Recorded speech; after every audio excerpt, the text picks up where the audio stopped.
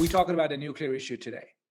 The idea that Iran will continue the nuclear program at any cost, I don't think that's true.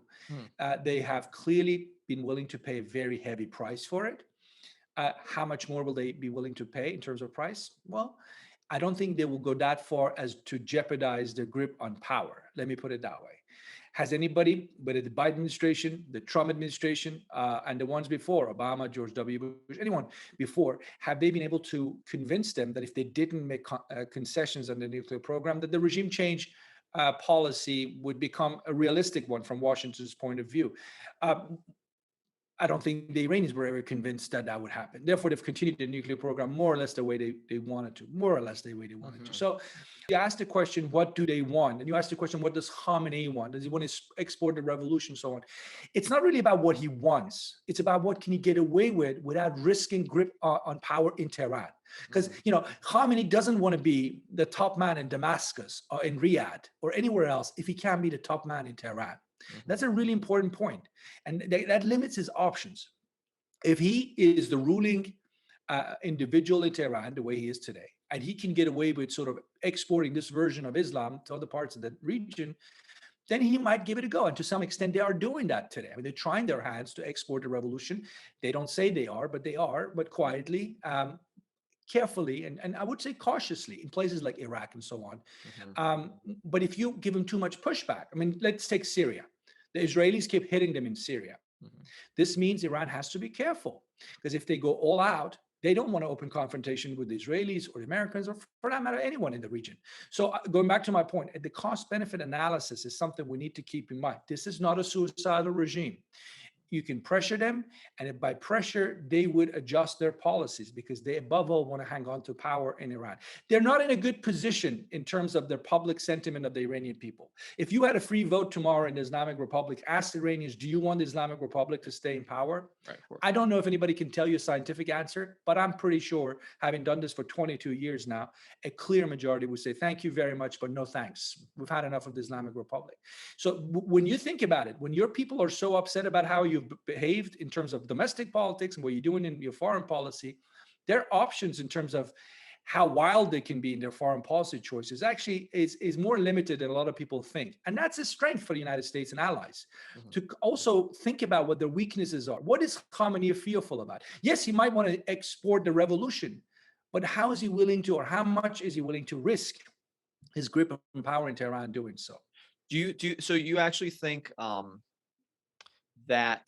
so there's been many attempts at protests and people on the streets and a lot of momentum at various times throughout the last 20 years, probably even longer than that, where you could see, okay, maybe it'll crack this time around, right? Maybe this will be sort of that Berlin Wall moment, and it hasn't happened, and they've been able to basically push that down. So do you think that to me, I feel like, would they not just be extremely confident in their own power, because nothing has been able to topple them so far?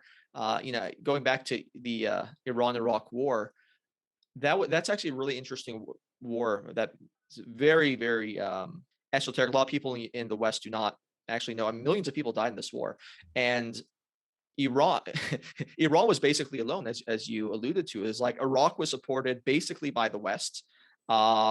I think even the Soviet Union was against Iran. So it's like basically almost every power in the world was on the Iraqi side, and Iran basically had no allies. And still today they barely have allies, and they still survived it.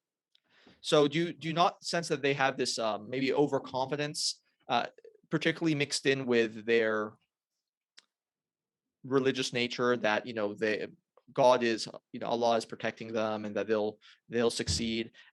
And because I'm trying to understand what could possibly make them say, oh, we need to be careful about this nuclear program. I feel like maybe their recent history might give them the indication that they're powerful enough to withstand any threats, and therefore why not just pursue nuclear all the way? Who's going to stop us? Right. I mean, we can talk about the nuclear issue, its nature, separately, but let me go back to the larger theme you raised in terms of the issue of confidence. Why they're so confident they can do whatever they want and it won't be toppled? Look, as you pointed out, since 1979, the Iranian people have repeatedly tried to come out and at least let it be known that they don't like the way things are running in Iran. This is not a secret. What we've seen in recent years is an intensification of this anger and more readiness by pockets of the Iranian population that before didn't really get involved politically, but now increasingly cannot afford not to. So, the old cliche is that political revolutions in Iran are, the pet projects of the middle class in the more wealthy parts of North Tehran, that the rest of society in Iran really couldn't care less. They just want to live their lives. Even if they don't like the Ayatollahs, they just want to be left alone so they can look after their families. That might have been true for the longest of time, but I can tell you that's not true anymore, because there's a direct relationship between what you do in the realm of foreign policy and how people's lives are being impacted in Iran in terms of what they can afford to buy to feed their family, clothes they can buy, things they can do in terms of, basic things we all do and take for granted, certainly in the United States. So more and more Iranians are falling to poverty. I mean, the middle class is being decimated. Right. And some of the figures the Iranian officials themselves are putting out there are staggering. I mean, I looked at a number just a few days ago that talked about if they don't make changes the way they spend money, because the revenues dropped massively thanks to U.S. sanctions. So one estimate says in 3 years' time, they might be bankrupt. The government of Iran might be bankrupt. That might be an exaggeration. I can't really speak to it, but there is no doubt in my mind that the economy is in a terrible shape, which takes us back to your question. If the economy is in terrible shape, if we do have a track record of people coming down the streets and protesting, why is Khamenei so confident? Well, one reason he's confident, he's spent the last 30 plus years building up a pretty formidable military intelligence security apparatus. It's one of the best ones out there. They know how to come out and crack down. They're not seeking your support. They will let you know that if you don't go home, bad things will happen to you. And they make that message repeatedly. Many, many, many people have in recent years been detained, disappeared, killed. Prisons are, they are pretty full in Iran.